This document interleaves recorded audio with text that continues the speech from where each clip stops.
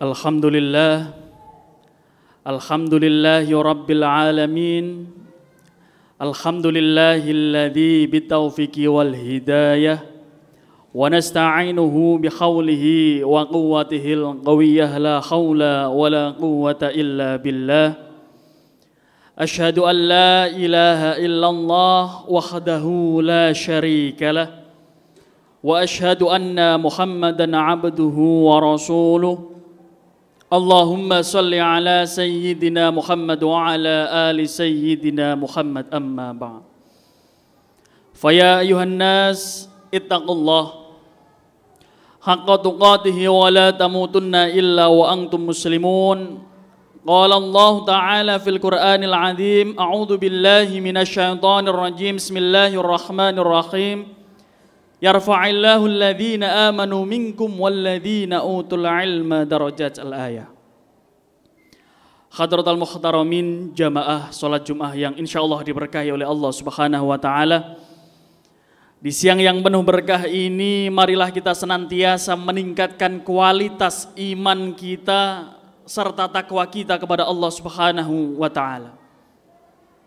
Dengan sebaik-baiknya iman dengan cara menjalankan segala perintah Allah dan menjauhi segala larangan-larangan Allah Subhanahu wa taala.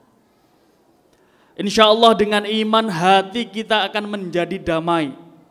Insyaallah dengan iman hati kita akan menjadi tenang. Insyaallah dengan iman hati kita akan menuntun menuju kebahagiaan dunia maupun akhirat. Maka di siang yang penuh berkah ini, marilah kita senantiasa memperjuangkan keistiqomahan kita, memperjuangkan amal soleh kita kepada Allah Subhanahu wa taala, dan mudah-mudahan kita senantiasa menjadi orang-orang yang beriman dan bertakwa. Amin amin Allahumma amin.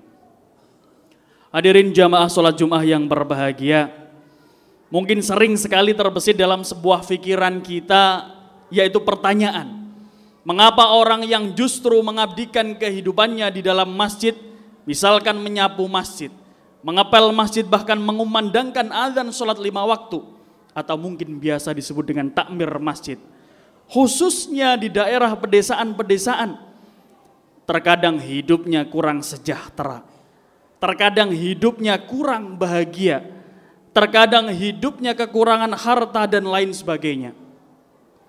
Maka kita bisa menjawab bersama melalui salah satu kisah sahabat Nabi Muhammad sallallahu alaihi wasallam, yaitu Khulafaur Rasyidin. Ada Abu Bakar As-Siddiq, ada Umar bin Khattab, ada Utsman bin Affan, dan ada Ali bin Abi Thalib. Umar bin Khattab merupakan seorang panglima perang yang sangat ditakuti oleh musuh-musuhnya.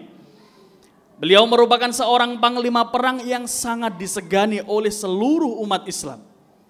Beliau senantiasa melakukan aktivitas yang namanya peperangan menggunakan jabatan dan kedudukannya untuk mencari ridha Allah Subhanahu wa taala. Kemudian ada Utsman bin Affan, beliau merupakan sahabat Nabi yang memiliki harta benda yang sangat luar biasa banyaknya. Beliau setiap pagi, setiap siang, sore dan lain sebagainya senantiasa melakukan aktivitas yang namanya perdagangan dan jual beli. Yang kemudian akhirnya keuntungannya senantiasa disodakohkan kepada orang yang kurang mampu, fakir dan miskin. Beliau senantiasa mencari ridha Allah Subhanahu wa taala dengan jalan harta dan bendanya. Kemudian ada sahabat Nabi yang bernama Ali bin Abi Thalib. Beliau merupakan seorang sahabat yang sangat luar biasa cerdasnya, yang sangat luar biasa pintarnya. Beliau senantiasa melakukan aktivitas yang namanya mengamalkan sebuah keilmuan, mempelajari sebuah keilmuan. Beliau senantiasa mencari ridha Allah Subhanahu wa taala dengan jalan keilmuannya. Kemudian singkat cerita, datanglah seorang budak yang bernama Bilal bin Rabah. Ketika Umar bin Khattab sudah menggunakan pangkat dan jabatannya untuk mencari ridha Allah, ketika Utsman bin Affan sudah menggunakan harta bendanya untuk mencari ridha Allah, ketika Ali bin Abi Thalib sudah menggunakan keilmuannya untuk mencari ridha Allah, lantas saya tidak memiliki ketika hal tersebut. Akhirnya beliau berpikir dan menemukan sebuah jawaban bahwasanya saya hanya memiliki sebuah kelebihan, yaitu suara. Akhirnya singkat cerita, beliau senantiasa mengabdikan kehidupannya di dalam masjid untuk mengumandangkan azan sholat 5 waktu.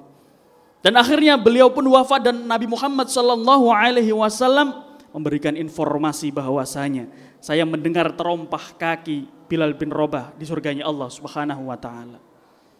Hadirin jamaah sholat Jumat yang berbahagia. Maka dari hal ini kita bisa belajar bersama bahwasanya yang dinamakan sebuah kesuksesan tidak hanya diukur dari pangkat dan jabatan. Yang dinamakan sebuah kesuksesan tidak hanya diukur dari sebuah harta benda.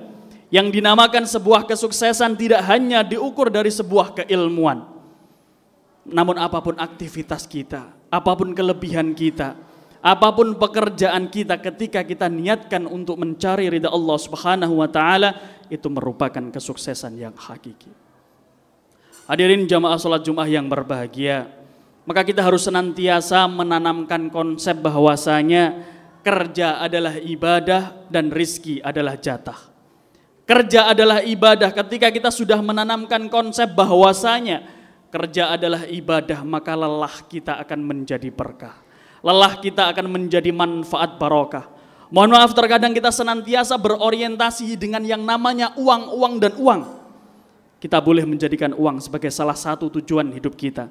Namun tujuan utama kita tetap mencari ridha Allah Subhanahu wa taala, beribadah kepada Allah Subhanahu wa taala. Rizki adalah jatah.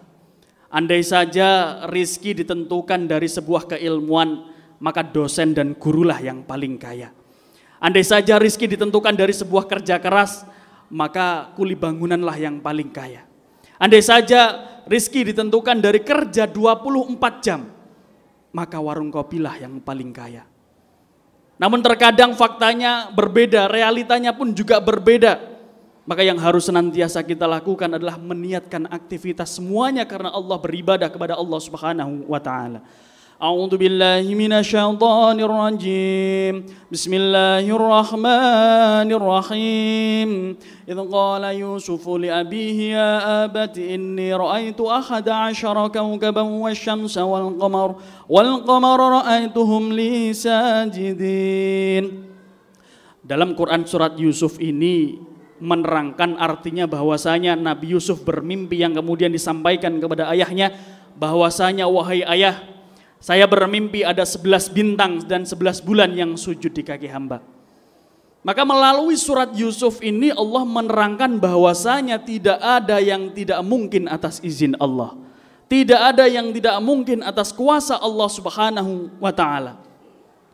Maka terkadang kita itu senantiasa membatasi hasil kita terhadap pola pikir kita. Ketika kita diuji oleh Allah baik berupa penderitaan maupun kenikmatan ataupun penyakit yang tidak kunjung sembuh, terkadang kita senantiasa membatasi pertolongan ilahi terhadap pola pikir yang kita ngerti. Maka yang harus senantiasa kita lakukan adalah kita harus senantiasa meniatkan apapun aktivitas kita kepada Allah Subhanahu wa taala. Apa yang perlu kita upayakan, mari kita upayakan. Apa yang perlu kita ikhtiarkan, kita ikhtiarkan. Innallaha la yughayyiru ma biqaumin hatta yughayyiru ma bi anfusihim. Karena sesungguhnya Allah tidak akan mungkin merubah keadaan suatu kaum sebelum mereka berusaha merubahnya. Kemudian yang nomor 3, kita harus senantiasa melangitkan doa-doa kita kepada Allah Subhanahu wa taala. Dan yang terakhir yang banyak sekali orang lupa adalah bertawakal atas hasil yang sudah kita ikhtiarkan kepada Allah Subhanahu wa taala. Maka jangan sekali-kali membatasi pertolongan ilahi terhadap pola pikir yang kita ngerti. Jangan sekali-kali membatasi hasil kita terhadap pola pikir kita. Misalkan, saya anaknya orang yang tidak mampu, tidak mungkin saya sukses. Saya memiliki penyakit yang tidak kunjung sembuh, tidak mungkin saya sembuh. Maka jangan pernah membatasi pertolongan ilahi terhadap pola pikir yang kita ngerti. Hadirin jamaah sholat Jumat yang berbahagia. Maka di siang yang penuh berkah ini, marilah kita senantiasa mendekatkan diri kepada Allah Subhanahu wa taala. Marilah kita senantiasa bertaubat kepada Allah Subhanahu wa taala. Karena sesungguhnya Allah mencintai para pendosa akan istighfarnya daripada orang yang soleh yang sombong terhadap amalnya. Maka orang yang soleh memiliki kesempatan untuk menjadi salah. Dan orang yang salah memiliki kesempatan untuk menjadi soleh. Mudah-mudahan di siang yang penuh berkah ini kita senantiasa mendapatkan ridho dari Allah Subhanahu wa taala, mendapatkan anugerah, mendapatkan hidayah dari Allah Subhanahu wa taala. Amin amin ya rabbal alamin. أعوذ بالله من الشيطان الرجيم بسم الله الرحمن الرحيم والعصر إن الإنسان لفي خسر إلا الذين آمنوا وعملوا الصالحات وتواصوا بالحق وتواصوا بالصبر بارك الله لي ولكم في القرآن العظيم ونفعني وإياكم من آياته وذكر الحكيم وأقول قولي هذا أستغفر الله العظيم إنه هو الغفور الرحيم